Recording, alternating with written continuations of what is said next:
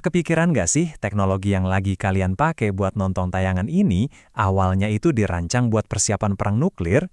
Yuk, kita bedah bareng-bareng perjalanan luar biasa internet dari proyek militer rahasia sampai jadi pusat dunia digital kita yang, ya, ngubah segalanya. Nah, ini nih pertanyaan utamanya. Gimana ceritanya sebuah sistem jaringan buat perang nuklir, ujung-ujungnya malah bisa ngubah cara bergaul remaja di desa terpencil? Jawabannya itu bakal ngajak kita jalan-jalan, ngelewatin sejarah, teknologi, sampai ke dampak sosialnya yang, wah, dalam banget. Oke, kita mulai dari akarnya dulu ya. Jauh, sebelum ada media sosial atau belanja online, tujuan internet itu beda banget. Kita mundur dulu ke zaman Perang Dingin. Idenya waktu itu benar-benar revolusioner.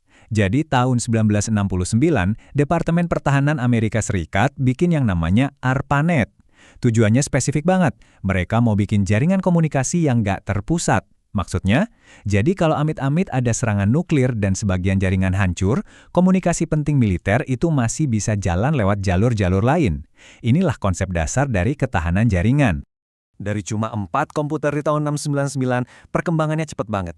Nah, yang seru dari sini tuh, ada beberapa inovasi kunci yang benar-benar mengubah permainan. Munculnya TCP/IP di tahun 1982 itu momen penting banget.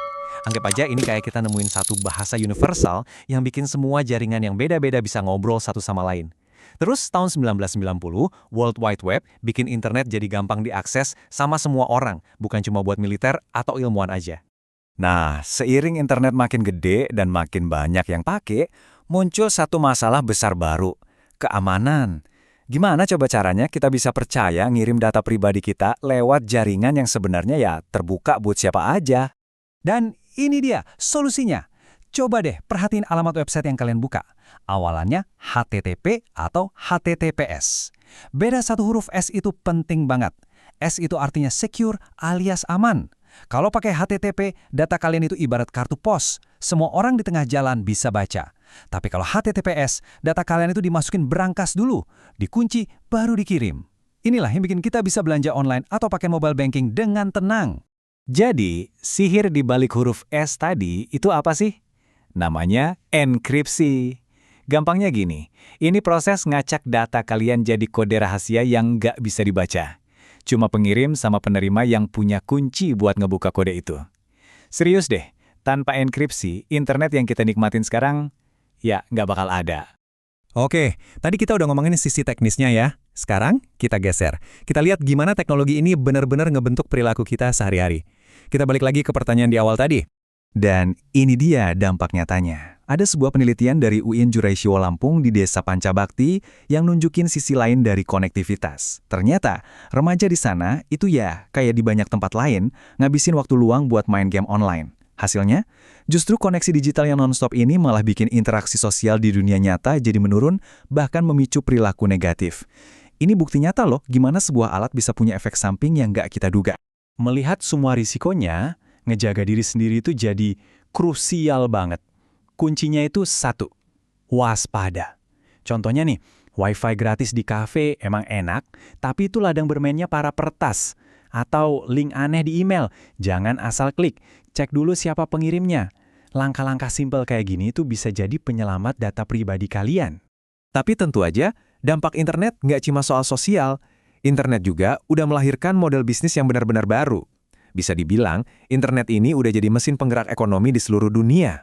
Kita ambil contoh nyata dari Indonesia ya. Ada PT Arcadia Digital Media. Ini perusahaan yang bisnis utamanya ya konten digital dan portal web. Hidup mati mereka itu bergantung sama internet. Nah, di tahun 2018 mereka bikin gebrakan, mereka go public alias masuk bursa saham. 30 miliar rupiah. Wow, coba deh kita bayangin dulu angkanya. Ini bukan sekadar omset loh ya, ini nilai IPO mereka. Dana yang berhasil dikumpulin dari publik pas pertama kali jualan saham.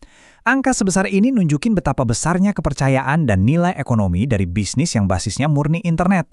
Ini bukti kalau kita lagi ngomongin industri yang raksasa. Nah, yang menarik tuh ini, coba kita lihat. Uangnya dipakai buat apa? Hampir semuanya 98% itu dipakai buat bangun teknologi. Buat platform, software, dan infrastruktur. Ini gambaran jelas banget. Kalau di ekonomi digital, investasi terbesarnya ya di teknologi itu sendiri, biar bisa terus maju dan nggak kalah saing.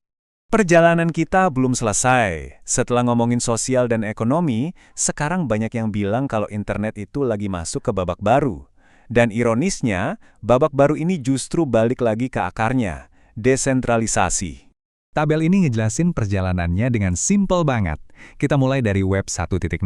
Ini internet jadul, kita cuma bisa baca doang. Terus masuk ke web 2.0. Eranya media sosial sekarang ini, kita jadi kontributor. Kita bisa nulis, ngupload, macam-macam lah. Nah, sekarang kita lagi bergerak ke web 3.0. Idenya bukan cuma jadi kontributor, tapi kita juga jadi pemilik data dan aset digital kita sendiri. Jadi apa sih Web3 itu? Fondasinya itu teknologi blockchain. Bayangin aja kayak buku catatan digital yang disebar ke banyak komputer dan nggak bisa diubah-ubah.